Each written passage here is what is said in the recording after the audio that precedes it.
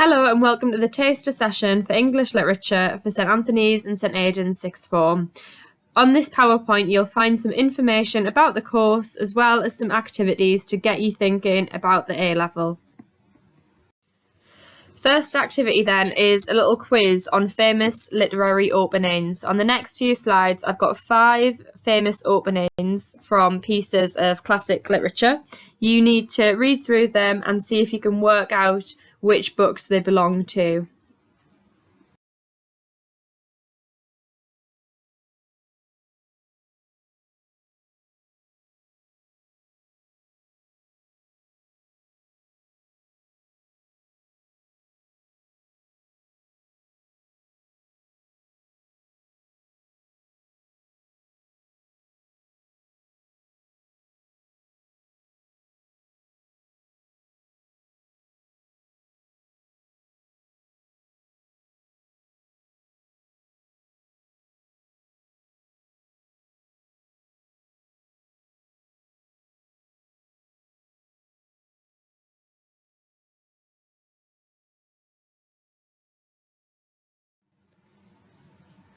Okay then, so moving on to why you should study English literature at A-level. So there are lots of different skills that you will develop over the next couple of years, as well as, indulging your passion in literature. So first of all, through studying English literature, you will have the opportunity to come across and study different texts that maybe you otherwise might not have heard of. So for example, we'll be looking at poetry stretching all the way back to the Renaissance, even to the present day, and different genres as well.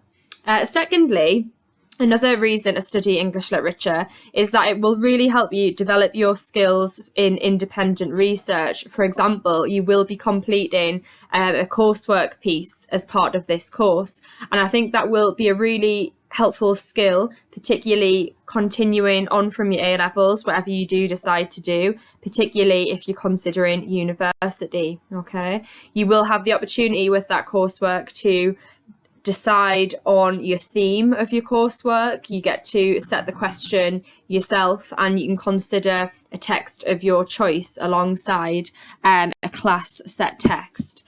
Thirdly, through the study of English literature, you get to develop your skills such as analysis, evaluation, and critical thinking, not to mention your essay writing skills and developing your own personal style of writing.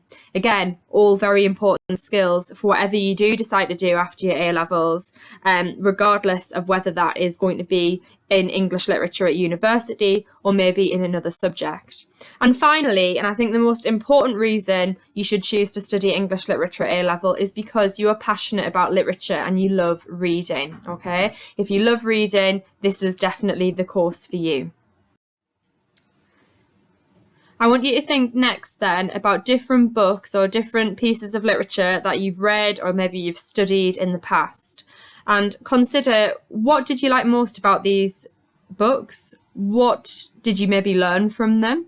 How did they affect you? And to get you thinking, I've included some book covers on the right-hand side for pieces of literature that have had a big impact on me. So for example, I've included To Kill a Mockingbird. I remember studying that in school and the kind of conversations and discussions that came out of that. I've got The Catcher in the Rye on there, which I've read now about 3 or 4 times, and every time I've read it, it's taken on a slightly different meaning. I've got Birdsong by Sebastian Faulks, which has a bit of a crossover into the course that we do, actually, with it belonging to the World War I genre of literature. And then finally, I've included Rebecca by Daphne du Maurier because it is my favourite book ever. I just want to talk now then about what we actually study in English literature at A-level. So the course is divided into 2 halves. So we have the love side and we have the World War I side. So the love side links to paper 1, which is the exam that you'll complete at the end of the course. Now, in this exam, there will be 3 essays. There'll be an essay on a Shakespeare text. There'll be an essay comparing Jane Eyre to a selection of anthology poetry that you will study. And finally, there'll be a question on unseen love poetry. So you'll have 2 poems that you need to compare in an essay. Paper 2 is called World War I and its Aftermath, okay? For this part of the course, you study a text, which is Regeneration. You also study a drama, and you also study a selection of anthology poetry for World War I. On top of that, there is also an unseen World War I prose essay where you are given an extract from a World War I novel. Sometimes it's a memoir as well, and you have to write an essay on it. Thirdly and finally, you have a coursework element, which I've already referred to earlier in this taster session. And as I said, that is where you get to have a bit of independence and free reign. As well, what's important to remember is that this course is studied through a historicist angle, which I'm going to talk about on the next slide. So thinking about the historicist study of literature, I want you to take a minute and just consider what you think that means and what its implications might be for when we're studying literature. When you're ready, move on to the next slide.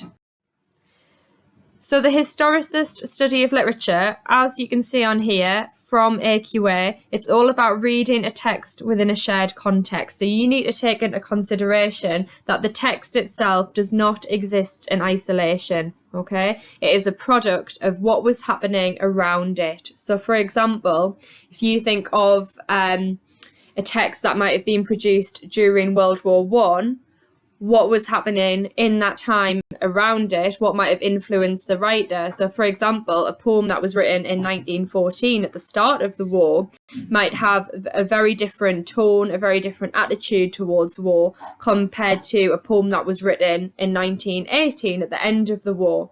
So consider how that context of production could perhaps influence the text itself, and also how the text is maybe received by a reader or by an audience.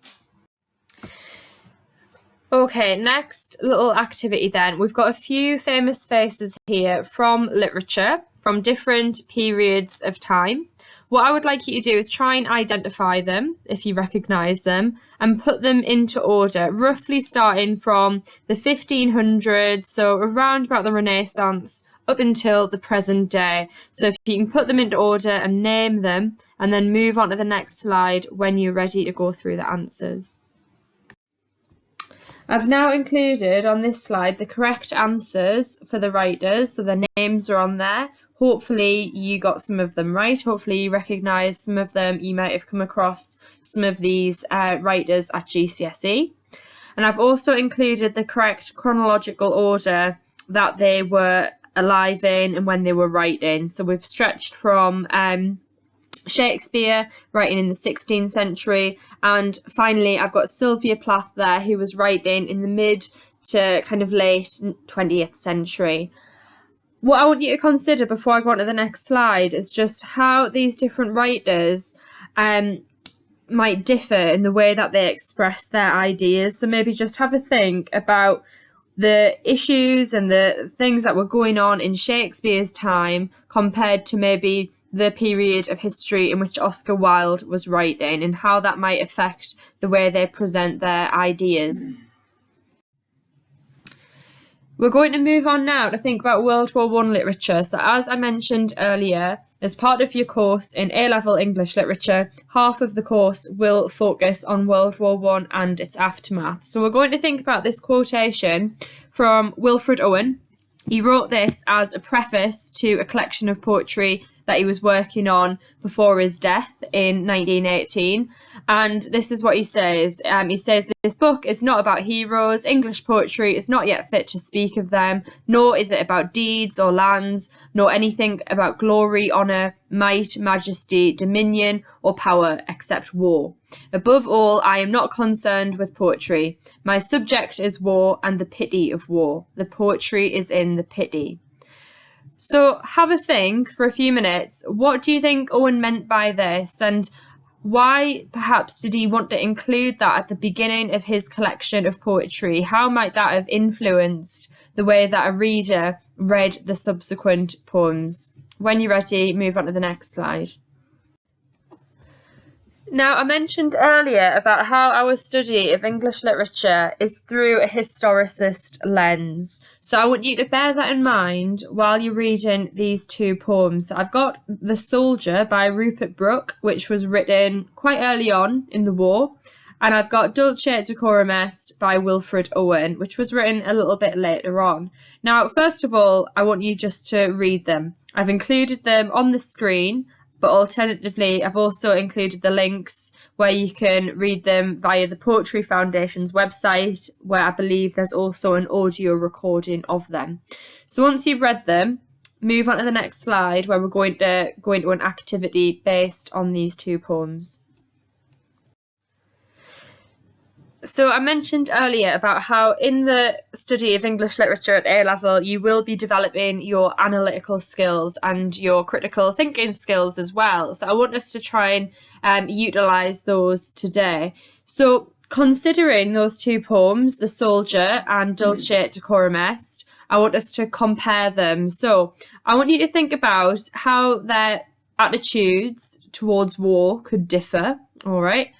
Now, when you're thinking about this, it might be worth doing a bit of research and considering when these poems were published. I did mention before that one was a little bit earlier on in the war and the other one was a bit later. But I want you to think about why that might be important and what does that maybe suggest about how ideas were changing during the war and how that might have led to diverging presentations of war in literature. So spend a few minutes, maybe 5 or 6 minutes on this, comparing them. I've completed a table on this, like you can see on the slide, but it's up to you how you make your notes. When you're ready, move on to the next slide, and I'm going to go through some brief ideas. Just to feed back on some ideas then about those two poems. So hopefully as part of your research you've picked up on the different dates for these two poems. So The Soldier by Rupert Brooke was written really early on in the war, 1914/15, and it was actually published in 1915. So as I say, relatively early. However, Wilfred Owen's poem, Dulce et Decorum Est, was actually written in 1917 and it was published after his death. He died in 1918 and it was published in 1920. Now, what you've probably noticed as well is the different tones or the different attitudes towards war that we have in these poems. So in The Soldier, we have a much more positive depiction of war. We see that war is very much romanticised. The idea of a soldier is very much glorified. Whereas in Dulce et Decorum Est by Wilfred Owen, you've probably noticed that there's much more violent imagery, there's much more graphic imagery, and we see the idea of how much the soldiers were suffering in war. So we've got two very contrasting poems here about the experience of war, about World War I. Now, when you study A-level literature, if you do take this course, one of the things that we'll be looking at in our poetry anthology is how, as we go through the war chronologically, the attitudes shift and they become increasingly negative and increasingly pessimistic as we get closer to the end. Now, before we finish, if you want to just spend a few more minutes, maybe add in some more ideas to your table, but this time I want you to really dig deeply into the symbolism, look for any images that really stand out in these poems, and consider your interpretations in a bit more depth. Finally then, thank you for listening and taking part in today's taster session for English Literature A-Level at St Anthony's and St Aidan's Sixth Form. If you do have any further questions about the course, or if you'd like any pointers for wider reading or anything, please do get in touch and we can give you some further information. Thank you.